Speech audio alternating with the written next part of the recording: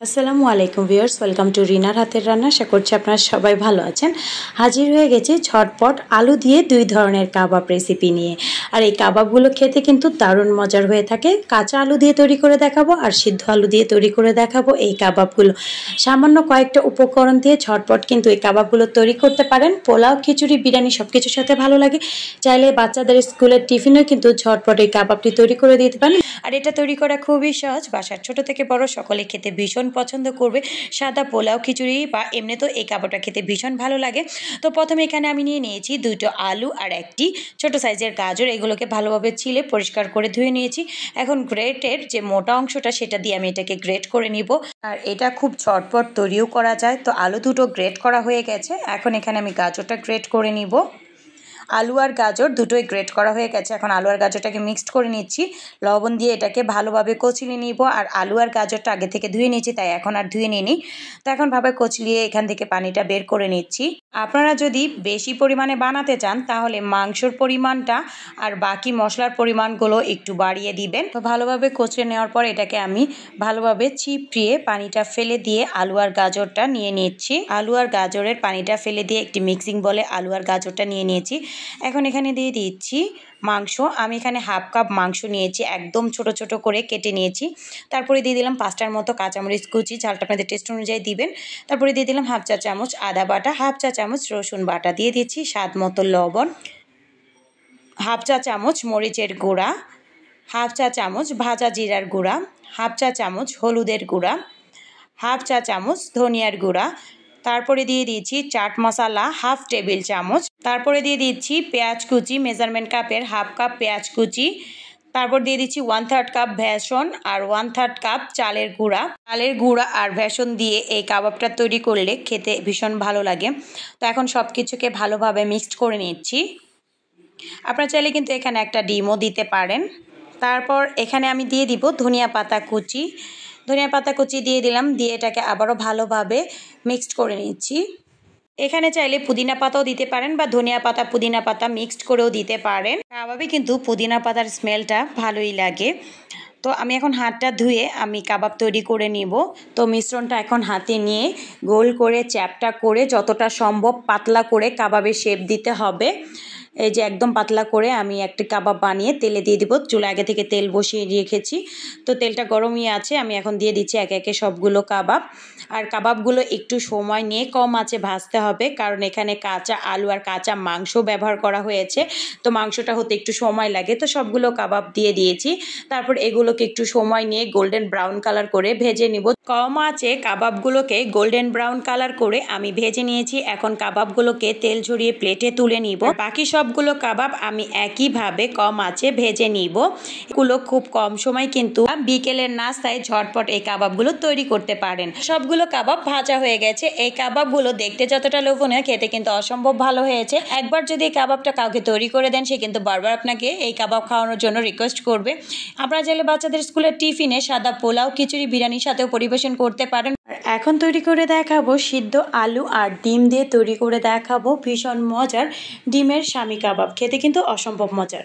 কাবাব বানানোর জন্য প্রথমে এখানে আমার লাগবে ডিম আর আলু। তো আলু আর ডিম আমি সিদ্ধ করে নিয়েছি মাঝারি সাইজের দুটো আলু। আলু যদি বড় হয় একটা নেবেন, আর ডিম যদি ছোট হয় তাহলে 3টা নেবেন। এখন এগুলোকে আমি সবজি কাটার দিয়ে গ্রেট করে নিব। প্রথমে আমি আলুগুলোকে গ্রেট করে নিচ্ছি।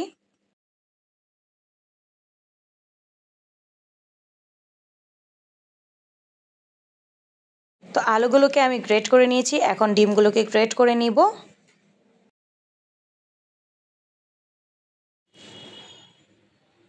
তো ডিমগুলো গ্রেট করে নিয়েছি। এখন আলু আর ডিমটাকে একটু আলতো হাতে মিক্সড করে নিব। তো সব কিছু ভালোভাবে মিক্সড করা হয়ে গেছে। তো এখন এখানে দিয়ে দিচ্ছি মশলা। দিয়ে দিচ্ছি প্রথমে পেঁয়াজ বেরেস্তা 1/3 কাপ। অবশ্যই পেঁয়াজ বেরেস্তাটা দিবেন। তারপরে দিয়ে দিলাম পেঁয়াজ কুচি 2 টেবিল চামচ। চিলি ফ্লেক্স দিচ্ছি 1 চা চামচ। চালটা আপনাদের টেস্ট অনুযায়ী বাড়িয়ে কমে দিবেন। হাফ চা চামচ ভাজা জিরার গুঁড়া। দিয়ে দিচ্ছি হাফ চা চামচ ধনিয়ার গুঁড়া। দিয়ে দিচ্ছি 1/3 চা চামচ মরিচের গুঁড়া, 1/3 চা চামচ হলুদের গুঁড়া।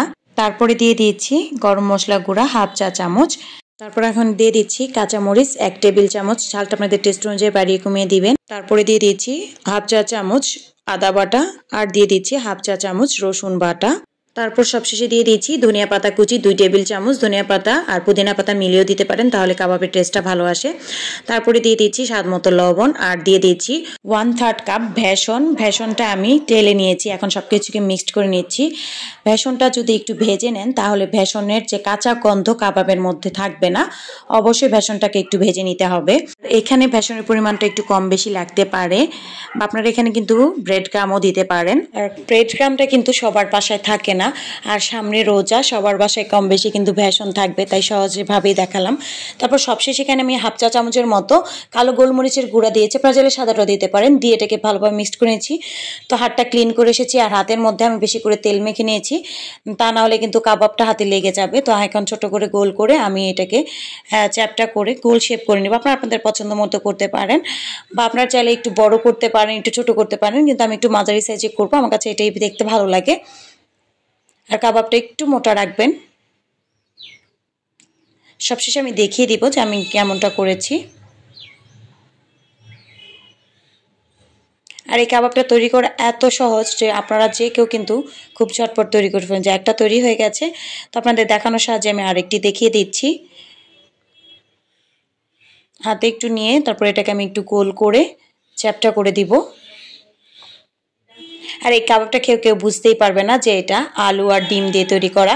দেখানোর সাহায্যে আমি 2টার মতো কাবাব তৈরি করে দেখাচ্ছি। এখন বাকি সবগুলো কাবাব আমি একইভাবে বানিয়ে নিব।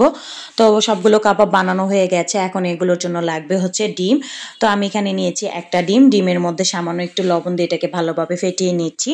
আর এখানে ডিমটাও কিন্তু কম বেশি লাগতে পারে, তো একটু লবণ দিয়ে দিলাম, কারণ ডিম যদি বড় হয় তো প্রথমে আগে একটা ডিম দিয়ে করে দেখবেন, তারপর আরেকটা ডিম নেবেন। তো আমার ডিমটা ভালোভাবে ফেটানো হয়ে গেছে। এখন কাবাবগুলো ডিমের মধ্যে ভালোভাবে ডুবিয়ে এপিট ওপিট করে ডিমের বাড়তি অংশটা ঝরিয়ে আমি এটাকে ভেজে নিব। আর আগে থেকে তেল বসিয়ে তেলটা আমি গরম করে নিয়েছি। এখন একে একে সবগুলো কাবাব ডিমের মধ্যে ভালোভাবে ডুবিয়ে তারপরে আমি ভেজে নিচ্ছি। আর এই কাবাবগুলো ভাজতে বেশি সময় লাগবে না। আর কাবাবগুলো দেওয়ার পরে চুলার আঁচটা মিডিয়ামে করে এই কাবাবগুলোকে ভাজতে হবে, চুলার আঁচটা বাড়িয়ে দেওয়া যাবে না। তো একে একে আমি যে কয়টা কাবাব ভাজা যায় প্রথম অবস্থায় সে কয়টা কাবাবই দিয়ে দিয়েছি। এখন চামিচ দিয়ে কাবাবগুলো একটু সাইড করে দিব যাতে একটার সাথে একটা লেগে না যায়। এই কাবাবগুলোকে আমি গোল্ডেন ব্রাউন কালার করে ভেজে নেব কম আঁচে। চুলার আঁচ কোনোভাবে বাড়িয়ে দিবেন না। তো এক পাশ হয়ে গেছে, এখন কাবাবগুলোকে আমি উল্টে দিচ্ছি।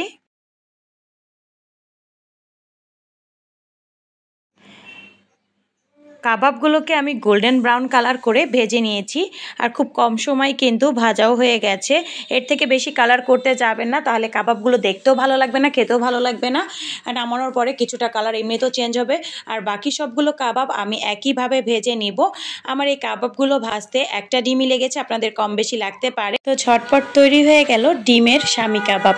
এই কাবাবটি দেখতে যতটা লোভনীয়, খেতে কিন্তু অসম্ভব ভালো হয়েছে। ঝটপট তৈরি করে নিতে পারেন বাচ্চাদের স্কুলের টিফিনে, কিংবা হঠাৎ গেস্ট চলে আসলে পোলাও, খিচুড়ি, বিরিয়ানি সব কিছুর সাথেই পরিবেশন করতে পারেন। তো আমার এই কাবাবটা আমি খুব সহজভাবে আপনাদেরকে দেখানোর চেষ্টা করেছি।